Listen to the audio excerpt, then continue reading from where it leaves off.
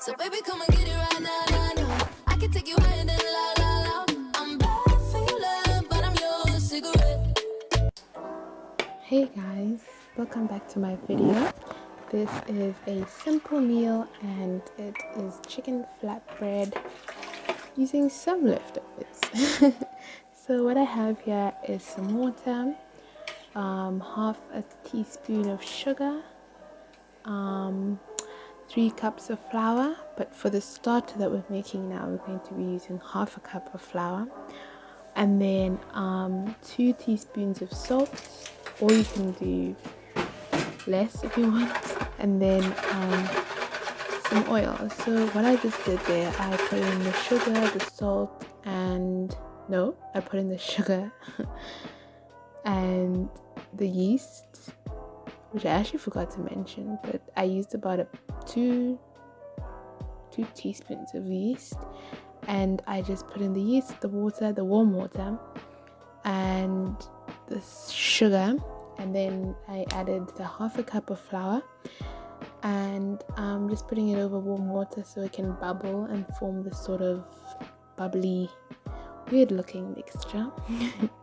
So now I'm adding some salt. This is to make the flatbread, by the way. Now I'm adding the salt, which I said was 2 teaspoons, but I think I used 1.5 here. Then 2 tablespoons of oil, and then the rest of the flour. You may leave some for like kneading later, and now I'm just whisking, but I realized that this was not a good idea because I quickly swapped out the whisk for my hands. Just like you see me doing, and you want to knead it, you want to knead. Oh, and the warm water mixture you leave for about 15 minutes. I forgot to mention that. Now I'm just kneading on a clean a clean surface, and I kneaded for about 10 to 15 minutes. That may have been over kneading, but yeah. Now to a clean bowl, you want to add oil and put in your dough, and just maybe rub the dough in a little bit of oil. And I was very proud of the flips that I was doing here, so you want to cover that and leave it for 45 minutes to an hour. And then once it's all aired out, you just want to remove the air bubbles and knead it for not even long. I think I kneaded it for like 3 minutes. Then I cut the dough into 8 pieces so that we can make our flatbread. Now, with the flatbread, you're supposed to roll it out and make the nice pieces, but I was lazy to do that. So I just stretched it out with my hands, which resulted in these weirdly misshapen flatbread bits. But the shape didn't really matter. It was the taste that mattered. And let me tell you, they tasted great.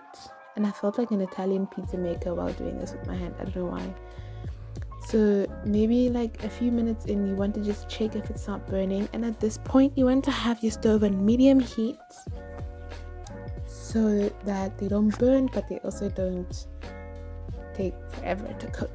So now you just see the browning, and now I'm actually pulling my chicken. This is some leftover chicken that I grilled the night before. And yeah, so you want to just pull it into like super small pieces or whatever you desire, and it will result in that. Then I heated it up, added some salt, some vinegar, and some chili flakes to make the nice chicken mayo. Yeah, I like some spice, so you don't have to add the chili flakes if you don't desire them, but I really like them, so that's why I added them. Then I add some mayo, to give it the tang that it needs, plus that vinegar that we added. It's gonna give it a great flavor. So you want to mix that until you're satisfied, and then you're doing this while the bread's cooking, right? So now we wait.